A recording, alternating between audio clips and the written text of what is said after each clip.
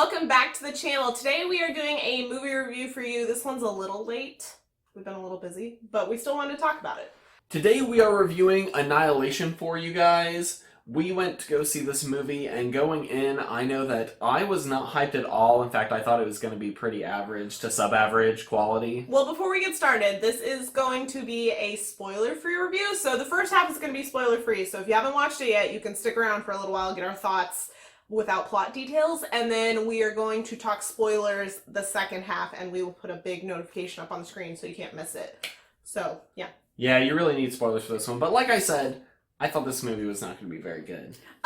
So this is based off of a book series, and it's not the best reviewed book series, at least not for like my book reading standards. So I wasn't really that interested in reading it, even though it sounded like a somewhat interesting concept.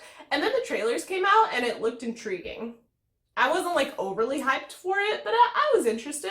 See, I was the opposite. I was interested. The trailers came out and they made me less interested. Interesting. I thought the trailers made it look more generic. But we went to go see it. So let's talk about what this is about. We actually ended up seeing this opening night, which was not the plan. We were going to go to a Red Sparrow screening, and now that I've seen reviews for that, I don't want to see it anymore, so I'm glad we didn't go.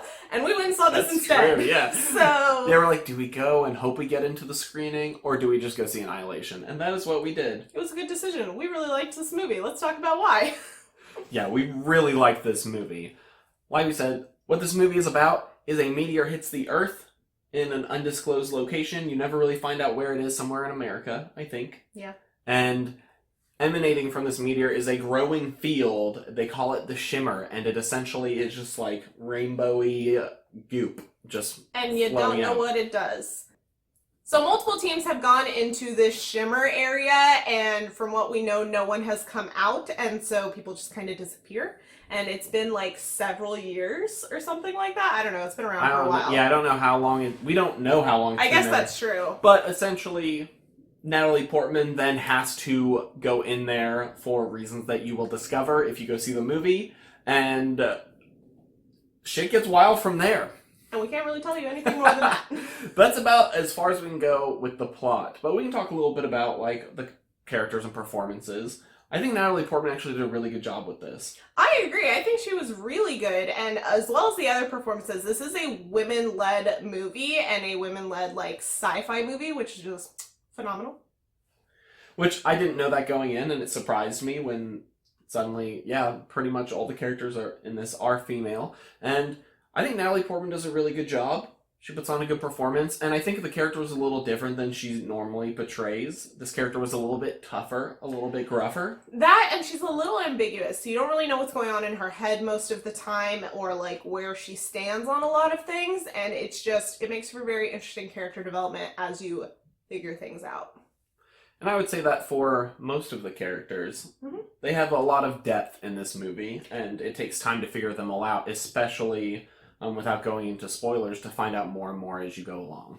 So, familiar faces, Gina Rodriguez and Tessa Thompson are in this, and they're both phenomenal. Gina Rodriguez, oh my god, put her in everything, please, because she was great. I didn't even know she was in this until we started watching it, and I was like, wait, I thought Tessa Thompson was in this, and then she came in the next scene, I was like, oh, they're both in this, okay.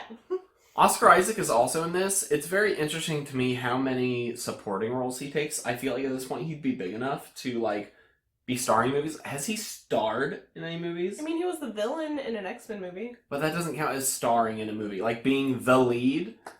He's never the lead. Which I find interesting. He's supporting in Star Wars, yeah. He's supporting in Star Wars. He's supporting in this. I mean, he does a good job, though. He's a very strong actor. There are some pieces in this movie that need some range, and on all characters, and yeah, there's some range, and it's done well. This is going to be a very divisive movie, especially from how we've seen people react to it. You love it or you hate it. It's very, very heavy sci-fi. So if you are someone who you're like, oh, I like some sci-fi, but like it depends, and you loved Interstellar, I don't think you'll like this one. That's my personal opinion.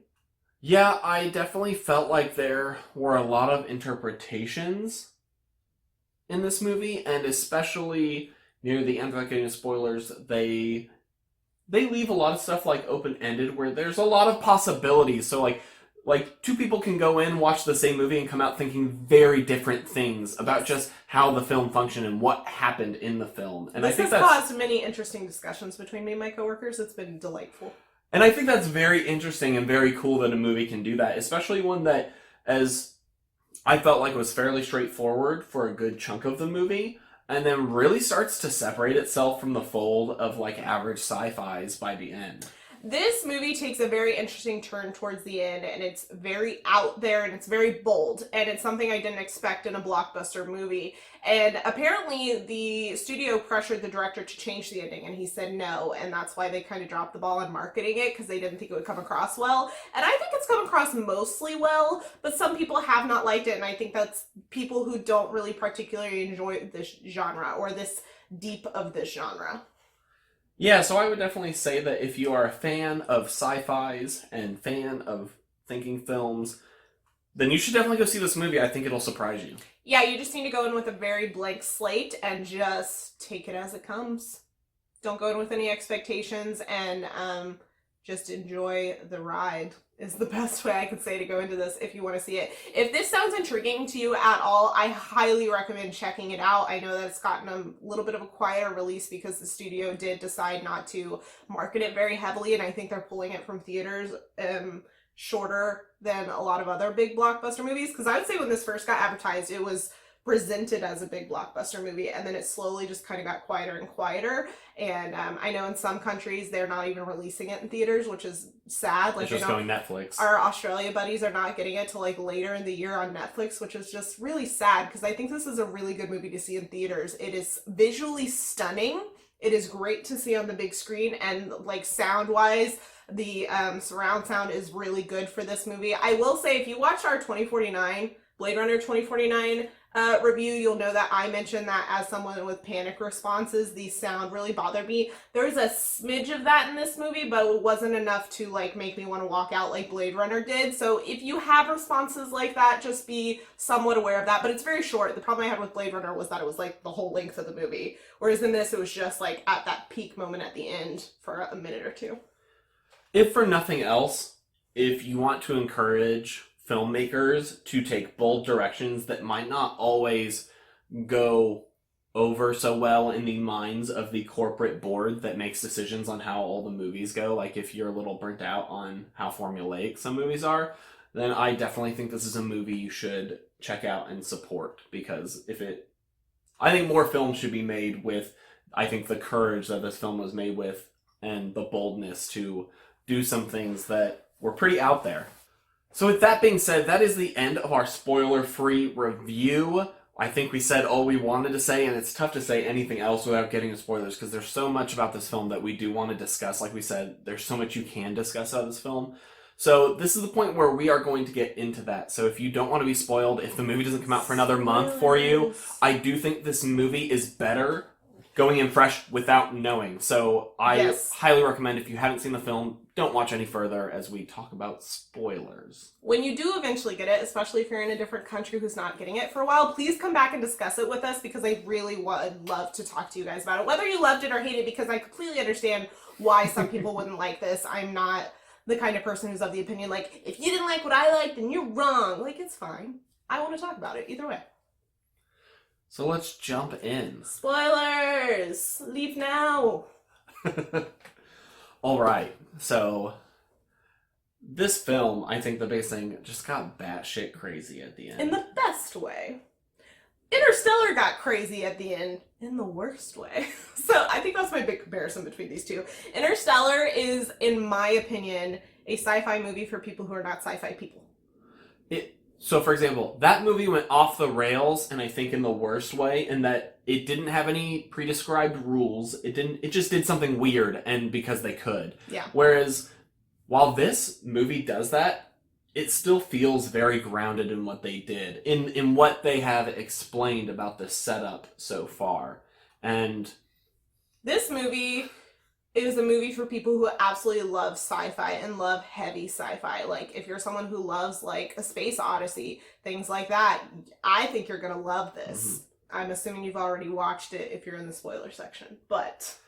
So, about 3/4 of the way through the film, and weird shit happening, weird wildlife, you're starting to get hints. they find out that the whole shimmer acts like a prism. This was such a fascinating and original concept for me. I've never seen this done like this. So essentially saying, since we're standing together, the shimmer, that prism, starts recombining. It refracts DNA. So imagine her DNA reflecting onto mine. And not only that, but it's refracting, so it's going into another spot and also changing and being reflected in a different way. Which results in some really cool things. For example, there is a mutated bear because of this. We'll talk about that in a minute. I think that's you want to get into that now? Yeah. Okay. This was my favorite part of the entire movie. So there is a mutated bear that at one point kills one of the women, drags her off and kills her, and they find her body later with the throat torn out. And that bear shows up later, and it actually calls out to them using her voice. And because of the way the refraction worked, when it killed her by ripping her throat out, it refracted that DNA, and it grew. It changed how his roar sounded. Yeah, so creatures and wildlife and just fauna and flora in this shimmer can refract pieces of it into other things. So there's these cross-species mutations happening, which are just fascinating. And I almost wish we would have gotten to see more of that, but at the same time, I think they focused on it just enough. Yeah. Yes. So the bear is actually, that scene, I'm assuming you've seen it if you're in this part of the video. Yep. But the scene holding back in the house with the bear, you see the bear at first when it drags off, what's her name? Something like that. Drags her off, but then it comes back in the house when Gina Rodriguez is losing her shit. And it's doing, like Steven said, the voice thing, and this is such a great horror scene. This is not a horror movie. It has horror elements, but oh my gosh, it's such a good horror scene. The bear just they're tied to chairs, the bear's there right next to them, making the sounds of their dead friend, and you're like, oh my gosh. It was so incredibly creepy, and just the performances during it were wonderful. I really expected Tessa Thompson's character to just lose it in a bad way, and she didn't. She held it together. It was just fantastic. Yeah, I definitely felt like because they mentioned the refraction, it gave them so many possibilities, not just with the wildlife, but also with the characters themselves. So everything refracts, including your personalities. I think this was such a subtle part of the film because it's not something they focused on in a way where it was look at this. That's another thing I love about this movie is there are aspects of it that it focuses on, and it's hey, we really want you to see this. And then there's a ton of other things that they do not focus on or even mention. And some of them are big pieces, but if you're not really paying attention, or if it's only on a first watch through, we've only seen it once, I'm sure we would pick up more things seeing it twice. But there's so many things to pick up on. I was talking to people afterwards who also saw it where I was hey, did you notice this? And they're like, what? No. It's just so cool that there's so many things that they leave unexplained. But it's explained if you pay attention, but it's just not brought to the forefront of the screen. I feel like you could watch this movie a couple times and pick up different things every time. But like we said, as far as the characters go, I thought it was really interesting that, for example, the leader, who's the psychologist, she gets so one-tracked by the end that it's almost the only thing on her brain. And they even mentioned this, that Natalie Portman's character, because how they're reacting to the shimmer, one wants to fight it, one is kind of giving into it, and she eventually does, and one is just on a mission to get to the middle, Yeah, so their personalities definitely start to seep into each other, and I think Gina Rodriguez's character starting to lose it is a piece of her just freaking out about what it's potentially doing to her body, but it's also because I think that she was taking some of Tessa Thompson's somewhat panicky. I mean, she wasn't overly panicky, but she was a little bit of a nervous character or just reserved character. And she became so calm. And she became calm, and as soon as collected, she became calm, knew her shit. Gina's character picked it up. Yeah. It was very interesting that as she pacified, she ramped up, and I didn't even catch that until we were talking after. Yeah, I thought it was really fascinating because in my opinion, Tessa Thompson's character took a complete 180 in a really subtle way from when she's first introduced to when she has her big final scene, which I would like to talk about. And so many physical touches as well, such as Natalie Portman getting Gina's tattoo that was on her arm, and it just slowly appears, and they never reference it. So if you have seen the film and maybe didn't pick up on this, or maybe you did, let's talk about it. So yeah, Gina Rodriguez has this like infinity-looking tattoo on her forearm. It's like an 8, yeah. And at one point they do point out that Natalie Portman's character is starting to develop a bruise on her arm, and she doesn't know how she got it. But you know, they've been tussling the things and like whatever. They also have lost time, so we don't know what happened. But then as the movie goes on, that tattoo starts showing up on her forearm, and they never mention that. They mention the bruise and that's it. They never bring back attention to that, and I just thought that was fascinating to have such a physical representation of what's happening within their bodies. So referencing back to what Stephen was saying earlier, where some people are fighting it, some people are accepting it, like these different reactions to the refraction that's happening was really fascinating, because they had this scene with Tessa Thompson's character where it was a very clear representation of the mental power over what's happening, or not that you can stop it, but that you can direct it. And so Tessa becomes this accepting character of what's happening in her body, and she essentially becomes a part of the, you know, foliage, because her veins and everything start turning into flowers and like vines and everything, and she turns a corner and she's gone. So my assumption is that she just becomes like a tree or something like that. Mm-hmm. And she just accepted it. And Natalie Portman's character, besides the tattoo, has no physical outward representations of what's happening with the refraction until closer to the end. And I think that's because she's fighting it so hard. Mm-hmm. So it shows that your mental decisions over what's happening can direct what's physically happening, which was fascinating to me. Another interesting and weird part that, like, if you catch it, and I think some of the shots focused on it, is right in the middle of the movie, they're at a house, and the house is laid out exactly like Natalie Portman's house outside of the Shimmer, inside the Shimmer. And this made us come up with all these crazy theories midway through the movie. We're whispering really quietly, like, oh, has she always been here? Like, what's going on? Is it like time travel? What's going on? So my theory, what's happening with this. So if you didn't pick up on it, the house that they enter into in the Shimmer, it had, like Steven said, has the same layout as Natalie Portman and Oscar Isaac's house in the real outside the Shimmer world. And this was, at first I wasn't sure if it was just a coincidence or if it was just like a cookie cutter kind of house or something like that. But these shots were done so specifically inside both of these houses that in my opinion, there's no question that it's the same. Because the shots when you're following Natalie Portman around her house at the beginning when she's sad about Oscar Isaac's character being gone and all that, like the shots that are lined up and are the exact same lined up shots in the house in the Shimmer. And I just found that fascinating, like the shot into the kitchen, the shot up the stairs, like they are completely framed identically. And my theory is that because we know Oscar Isaac was inside the Shimmer for at least a few months. It was like up to a year. Was it that long? Yeah. Oh, it was a year. She was in it for a few months. He was in there for a year. So my theory is that the Shimmer refracted his memories into building this house, essentially. I'm not 100% sure of the mechanics of that, but I think what we've been introduced to along the way in the short period that you get to see what's in the Shimmer, I think that's something that would totally be feasible with what the Shimmer can do, and I think that's exactly what happened. But the fact that they never mention it makes me love it even more, because they just never pointed out. Natalie's never like, oh, this looks like my house, like nothing like that. But to me, it's very clear that it is the exact same house. Yeah. It was just one of those little messages they put in the movie, but never reference the characters. It's not part of the actual plot, but it just adds to the world building so much. And so let's get to the craziest part, which is the ending. The third act, man.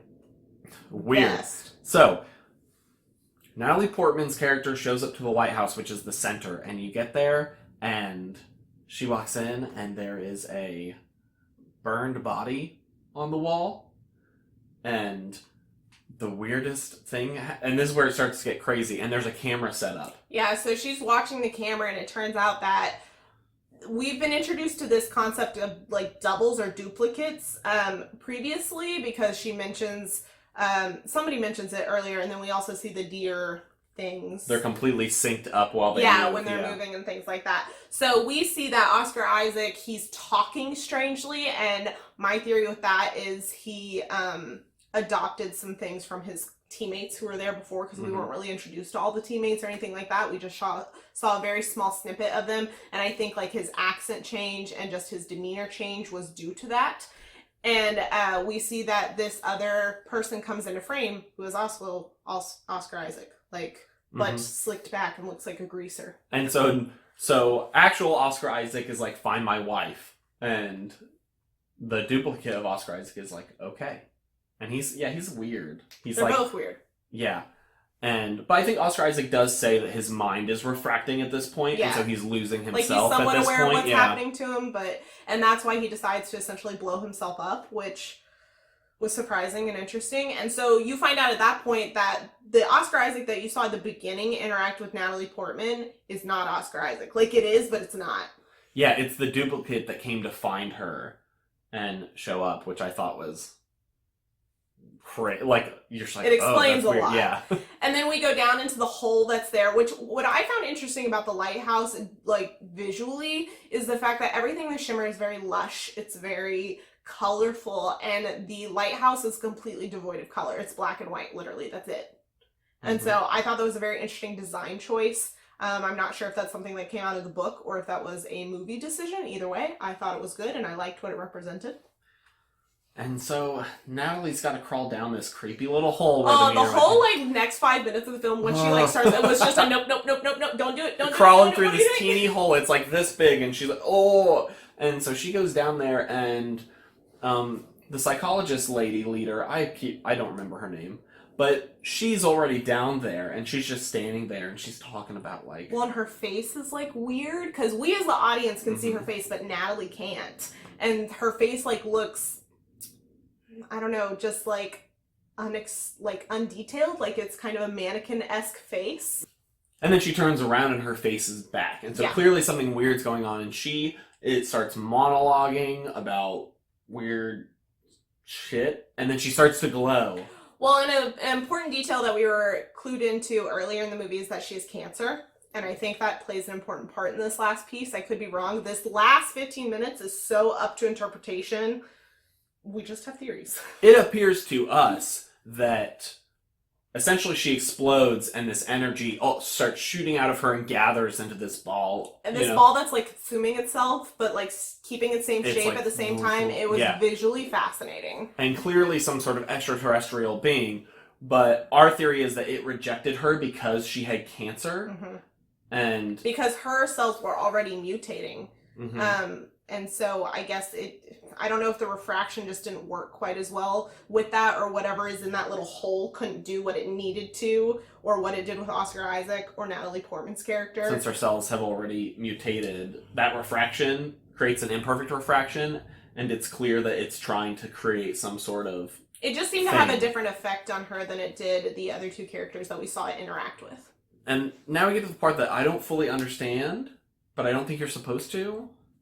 And this part was so weird, and honestly, while we were watching it, I didn't think I was gonna like it, and then as we got to the tail end of it and it wrapped up, I really like it.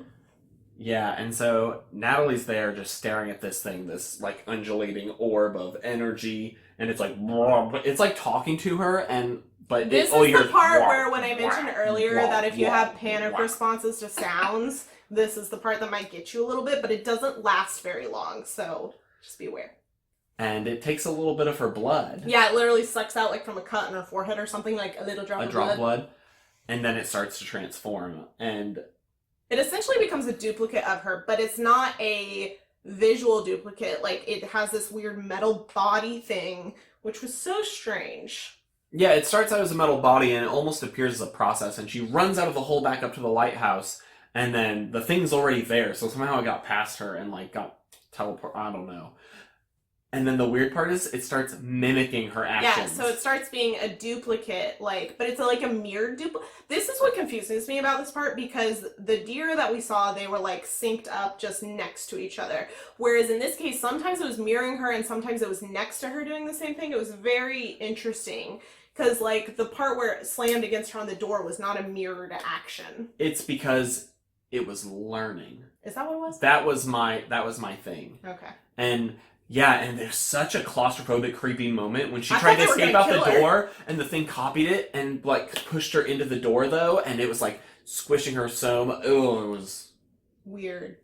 It was weird. But I got the impression this thing was learning, and it slowly becomes more human-like. Like her bone structure starts to show up in the. Oh, I didn't notice that until she touches it later, and it fully. Oh. Yeah, see, it slowly becomes thinner, and her like her cheek structure starts to show up on the thing as it copies her, and then eventually, it fully looks just like her. And then at the end... She, like, touches it at some point. Well, she had already touched it, so I don't know what was different about this time. But it essentially comes a complete duplicate of her. Like, you can't tell the difference between the two. And from there, because it's mirroring her, she positions herself next to the bag of explosives and picks up... And this is the weird part with the mirroring and stuff, because she picks up the grenade, and it mirrors her, but there's no grenade or bag for that one. But then she pulls the pin and hands it...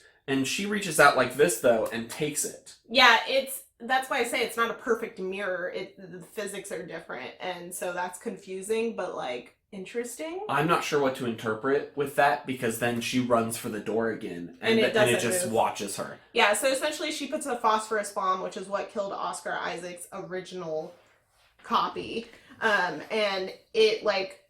catches on fire somehow, whatever material it's made out of at that point, which is some shiny metallic looking material, catches on fire, and then it touches like the wall, and the whole thing goes up in flames, and it essentially burns down the entire shimmer. Yeah, the entire shimmer falls apart. Everything inside it starts to burn that was shimmered. Yeah. So then you click forward, and this whole time you've been jumping back and forth to Natalie Portman after the fact, being interviewed, talking about it. She's explaining to the, I don't know, scientists of what happened to her in there. So you're getting her interpretation of it, or what she is deciding to divulge, and then what actually happened. Which is so interesting, because by the end you kind of find out that she may be an unreliable narrator. Which is fascinating. And so where do you draw the line between what you've seen being accurate? Because at first I assumed that everything we saw was accurate, even though everything she said, because what she said sometimes didn't match up with what we saw. Oh, that's a good point, because I guess up until now, I had assumed that everything we saw was what actually happened, but what she was saying was not necessarily always correct, but that does explain some things about the end, if that's the case. And then I start to question, well, is everything we see true? Or is that the story? Or is that the version of events that Natalie Portman... Because spoilers, we do find out at the end that... So Oscar Isaac, his duplicate essentially has this weird, like, glowy eye thing. It's very reminiscent of The Host, if you've ever seen that very terrible interpretation of a decent book. It's got the little glowy rings around the eyes. And then she's like, oh, well, I don't think you're actually whatever his name is. And he's like, I don't know if you're actually blah, blah. And then you see her eyes glow. And at first I was bothered by this, because I paid very, very close attention once that thing started duplicating her and turning into her, because I was like, oh, they're going to do body switch. And there's no way they could have. They follow it very closely. Yeah. So in my opinion, there is no way they could have had a body switch. However, if what we're seeing is unreliable, but also my theory before you had said that was that it is her original copy. However, a piece of her second copy refracted into her. That was my theory. And that is what I was going to say is, I think for me there are two options. Either what we saw was unreliable, and that is the story that fake Natalie Portman is telling, that she got out, but it doesn't work because some things don't always add up. True. Unless, when they did touch, like we said, it is original Natalie Portman, but she picked up some of that creature, which is why the creature let itself burn at the end, because it knew it already essentially transferred some of itself into her and let her go, which would still cause her to question if she is her anymore. True. Because she's picked up stuff from her friends at this point, from the things around her, from the creature, whatever it was. And either way, very interesting. I also didn't like it at first, and I still am not sure if I like it. The more I think about it, the more I think it was a good way to end it. However, at first I was like, I like this movie except the last 30 seconds. But now that we talk about it more, I like it as a whole. It still leaves options open, and you're still not quite sure yeah, like we said, if what you saw was accurate, or if she was the copy, or if they did do a switch off screen, it's supposed to be as simple as that. But I don't think so. because nothing else in this movie is as simple as that, I don't think that's the case. And set up potential for... I mean, this is a 3-book series. The director said that he will not be pursuing an additional. I don't think movie it of needs this. it. I don't think it needs it either, but if they do decide to do a second one, I don't think that director will be participating. But Too honestly, bad. the way that the studio dropped it, marketing-wise, I don't think they're going to do a second one, and I'm okay with that. I liked it as it was. I agree. I think this movie fulfilled all I needed from it. I don't necessarily need a sequel to find out what happens to the two of them. So essentially, that's our kind of deep dive analysis of this movie after a one-time watch. I think that we would have even more things to say about it after a second watch. This is something I definitely want to pick up on DVD when it comes out, and we are not like a lot of other movie lovers on this platform. We don't really collect DVDs. It's just not our thing. But this is one I kind of want to have. They are Blu-rays? Oh, whatever. I'm sorry if you are very particular about it. We are not those people. If you are, that's great. Enjoy your hobby. That's just not how we participate in this hobby. So, but I do want to have this on DVD. So, yeah. Thanks for joining us on like our analysis. Go see this movie if you haven't. For some reason you watched all this, I still think you would enjoy it, although maybe a little less because you got spoiled by a bunch. But if you have seen this movie, let us know your thoughts. I would love to have a discussion down in the comments. Hopefully people who watch the spoiler part of it don't scroll down to the comments. I'll put a little description thing in to warn people. But yeah, I want to talk about it. Come talk to us on Twitter. We're really active on there. Let us know if you liked it or didn't like it, because I know that quite a few people that we follow didn't like it. Mm-hmm. So yeah, I'm just curious to see everybody's interpretations. Yeah, definitely. And if you enjoy this video, please leave us a like. It really helps us out. And if you enjoy this video, check out some of our other videos and subscribe to our channel. We have a ton of different content, movie reviews, longer spoiler reviews like this, TV shows, books, games, all sorts of stuff on the channel. And if you want to see some of that, you guys can click right over there, and we will see you next time.